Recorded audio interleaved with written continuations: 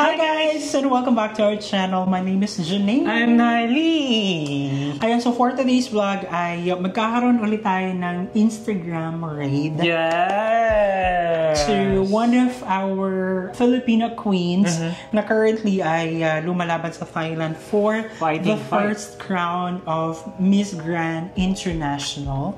So that's no other than CJ Opiaza. Di ba grabe yung kanyang grit, yung kanyang bubbliness despite, you know, despite everything, yung kanya talagang goal. Di ba? Oo. Fighting spirit. Ano talaga siya? Trailblazer talaga siya. Yung talagang papansinin mo siya kasi sobrang impressive nung presence. So, ayun. Ang gagawin natin ngayon is magkakaroon tayo ng Instagram raid. Yes! So, pupuntahan natin ang kanyang Instagram. So, ayan, as you can see, ang kanyang handle ay CJ Opiaza with 134,000 followers. Wow, impressive. Christine Julian Opiaza, Miss Grand Philippines 2024, Pasarela Coach. Wow. Host, model, beauty queen. Wow. Ganyan talaga. Yes. So, ayan, tingnan natin yung kanya mga post. Halang dami, grabe, sobrang active niya since tumungtong siya sa Thailand. Or actually, initially, ano sila, nasa Cambodia. Pero after how many days ay pinull out sila ni Papa Nawats. Now, nasa Bangkok na sila. Let's go! So, as you can see, matagal na rin talaga siyang hanggang dito na lang tayo may nakita ko ditong interesting post. So, makikita mo dito sa kanyang post ng September 20, 2023 pa lang. Meron na siyang mga post dito na ancient city na sa Thailand. Kasi makikita mo tong picture niya, Wow! Di ba nga, sabi nila, talaga, gusto niya yung Miss Grand International na talaga yung gusto niyang crown. Actually, nung sumali siya sa Binibining Pilipinas, yun na talaga yung goal niya. So, hopefully, ma-unlock niya yung goal na yan. And sobrang naka-focus talaga siya. Yun talaga yung sinet niyang And deserve naman talaga niya. Kung yun yung goal niya, sobrang winner card niya tong na to. I think kaya-kaya niya. Kung titignan mo yung kanyang Instagram feed, sobrang ganda, no? Like, I mean, quality, it's really glossy. And ang gusto ko sa kanya, hindi siya ganun ka, alam mo yung super tight for the brands. Kasi may makakita kang Instagram na para sa brands lahat. For this time kay CJ, meron siya mga snippets na life stories, aspirations, inspirations, ganyan. So, ayan, kung makikita mo dito, ito yung kanilang visit sa Family Feud nung October 2023. Ayan. So, punta tayo dito kung saan dito yung I love this one. I love this post na #no excuse. Stop gender-based violence. Babae, may laban ka, walang palusot. Ay, wow. Advocacy. Powerful.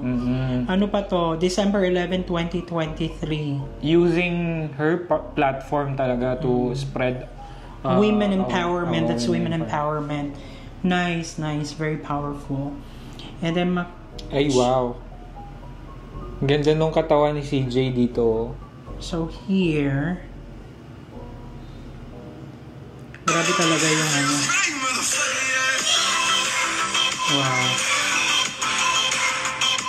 Legit, pasarela coach talaga siya. Pasarela, ganyan.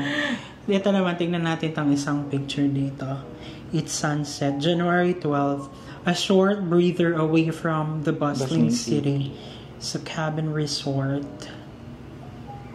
And then, parang gusto ko to. Parang, bata pa siya. No? Wow. Pero mukhang bata. Hindi bata pa talaga siya, no? Wow. Nag-comment nga si Manuel there na, oh, wow. Roll the tape. Ang cute. This photo, sa bench, Fashion Week, ganyan.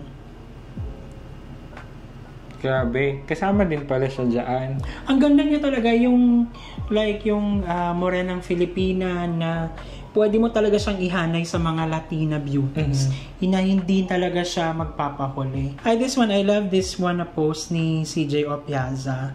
Winning second runner-up in Binibining Zambales as your first out-of-school competition. It's already a huge accomplishment. So, ito yung kanyang sister. Sister niya yan. So, pretty talaga sila, magkakapatid. Obviously. Yeah. It reminds me of parang isang pageant page na nag-release na kanilang ng kanilang first parang hot pick nila. Tapos basta lang doon nasa baba mga top 15, top 20 lang si CJ daw kuno. Tapos ang ginamit na picture ng kapatid niya. Hindi na alam.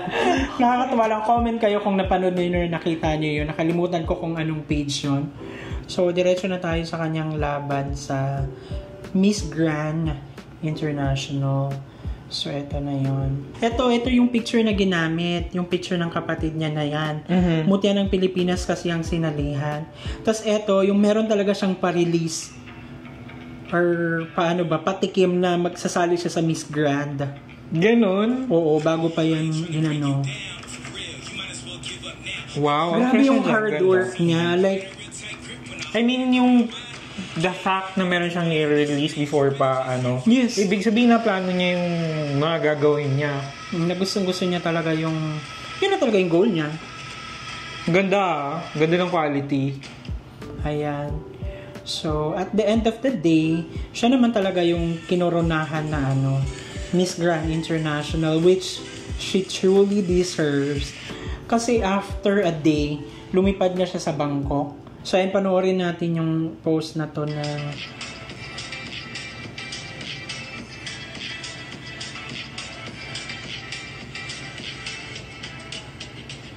ang kanilang press release or press conference.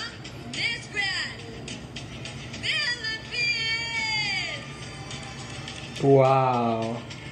Alam mo yun, diba, yung confidence. Kahit na yung bongga yung pagsigaw, napaka-graceful pa rin. Kasi pwedeng maging Philippines yung parang yung maging wasak, pero siya parang graceful pa rin talaga yung intro niya.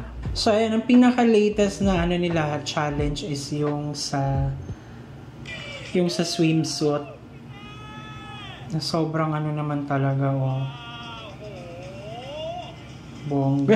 Yung mga reaction. Diba, kahit na nakakita mo talaga din sa katawan niya na kahit na yung hinaharap niya hindi talaga gawa kasi hindi talaga pinalaki, diba? Yes. Pero nakakaya niya pa rin, may grace pa rin siya. And so yun guys, yun yung update sa kanya, yung pinaka-last nilang challenge. And sana nga ay masungkit na yung first na Miss Grand Crown for the Philippines. Deserve naman talaga yun sa sobrang hard work na pinakita niya and dedication, yung passion niya sa kanya mga ginagawa. Sobrang deserve niya and she's truly a representation of a pure Filipina na ginagamit yung platform not only for herself kasi breadwinner din siya, nakatulong sa kanyang family and even sa community. So, ayun guys, patuloy pa rin natin supportahan si CJ Opiaza sa kanyang Miss Grand International na pageant competition. So, thank you so much at sinamahan niyo kayo sa nagdaang video. If you like this video, don't forget to give it a thumbs up. If bago kayo sa ating channel, don't forget to subscribe. Hit that notification bell para updated kayo sa ating mga next uploads. Ayan guys, thank you so much for watching our videos. We have a lot of videos done and we have a lot of videos coming, so keep watching us in the next video. Bye!